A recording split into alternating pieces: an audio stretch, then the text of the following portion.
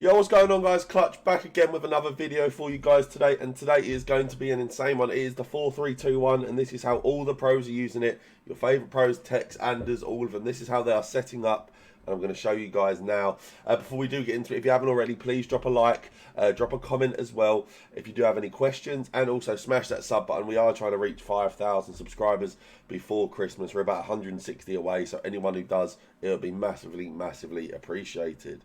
If you want to win every game like me, visit MMOEXP's link in the description to get the cheapest and safest coins on FC24 and use code CLUTCH at checkout for 5% off. So guys, like I said, this is going to be what basically the pros are using. It is the 4-3-2-1. It is absolutely busted. The way it kind of works is you almost attack in a 4-3-2-1, but you defend in a 4-4-2. So the defensive style I am using is on pressure on heavy touch. For me, it's one of those ones where I am not a huge fan of it, but I know a lot of people are. Press on heavy touch, basically what it does is, the AI helps you press in certain situations compared to just running at people like headless chickens trying to win the ball back. Basically, it's just to make sure that when, say, a player makes a loose touch, or a heavy pass, or maybe takes a wrong turn, that your players will press and try and win that ball back and try and basically just catch our opponent out as much as we can, but without also draining too much stamina and also just our players not being in position. So it's basically just a little bit more of a structured way of pressing the ball.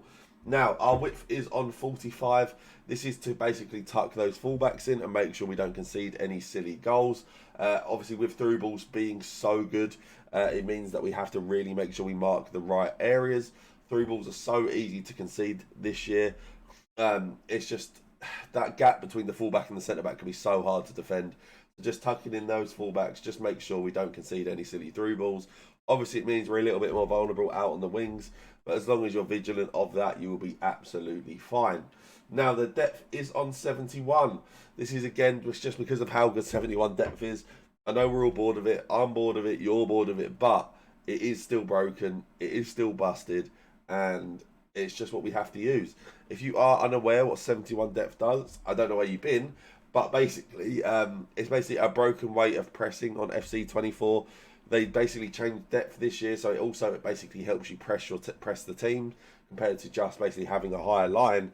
And it does mean that they basically found something that with 71 depth that means it's just absolutely busted to press the ball with it. I'm not too sure why or how they found it, but ever since, everyone's been using it because of how good it is. Now, build-up play is on balanced. Again, you could maybe use fast build-up if you were really trying to be even more aggressive and attacking. But for me personally, I do just use balanced. It is a bit of a preference thing, but for me personally, I just like to have my players where they're meant to be and build up play through that. So that's kind of where my head's at with it. Again, if you want to use fast build up to be more attacking, you can. But for me, I just like to be a bit more structured, know where my players are. I don't want them on fast build up, sprinting around everywhere in just like a horde of zombies. So, yeah, that is just me personally. Now, my chance creation is on direct passing. Direct passing is so good this year, has been for years, and I'm sure it will continue to be as long as through balls are as good as they are. If you don't know what direct passing does, basically your attackers with high attacking positioning, also high attacking sprint speed and acceleration, make better in behind runs than your regular players.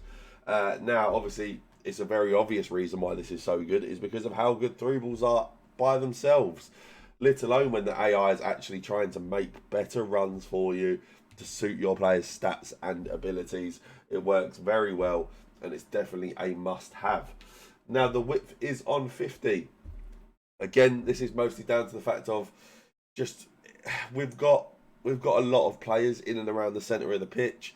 We don't really need to lower it or increase it. I don't want them too spread out. I don't want them too narrow and sitting on top of each other. So for me, this works well. It just means that if we just sit on that baseline, it lets the instructions do their job and make sure our players are where we want them to be. Now, our players in the box is on 6. This is mainly just down to getting the attackers in the box and also having some midfield runs as well.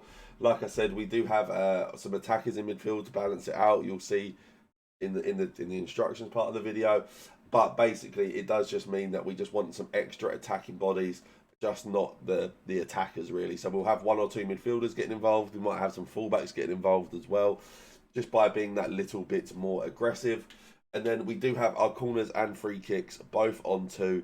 This is mainly just to make sure we don't concede any silly counter-attacks. And also on corners, there's a really good short set-piece tactic where if you cross it to the back post, generally there's a centre-back there if you take it short and then cross it there. So that works very well as well.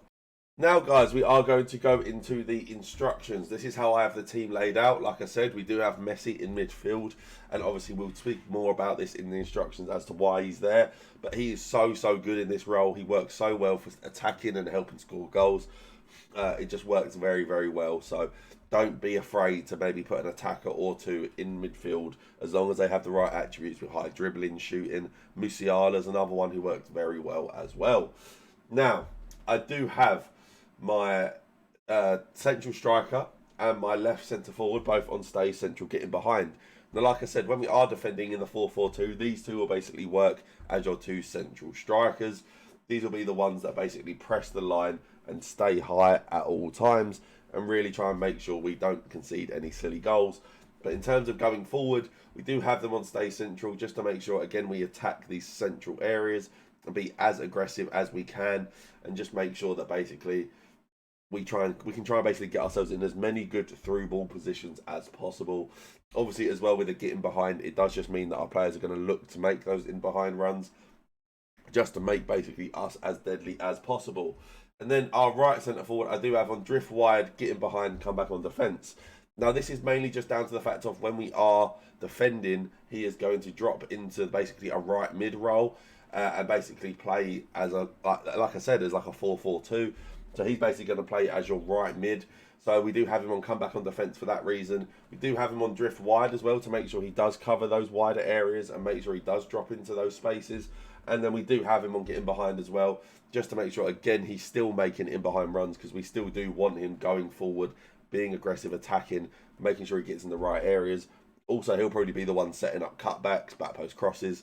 So just making sure he's still in those attacking areas and we are going forward is absolutely key to the way this works.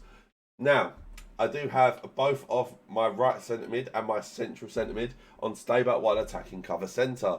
This is basically because these 2 will work as your 2 central defensive centre midfielders when we are playing this way. Obviously, like I said, it is playing a 4-4-2. So they are going to play as your 2 box-to-box / defensive midfielders. These will be the guys that help protect your back line, make sure we don't concede any silly goals. They may still flirt forward every now and then, but generally speaking, they'll sit back and just defend as a solid unit. Now, and then we do have our left centre mid. He is simply just on getting to the box for cross. Again, this is mainly because, like I said, we are going to be playing in a 4-4-2, but also we do still want him to go forward as well. And like I said, he is obviously still on cover wing as well. So like I said, when we are defending, it is basically a 4-4-2. But then still, when we are going forward, I still want him to get forward and be aggressive and basically play as that left mid role.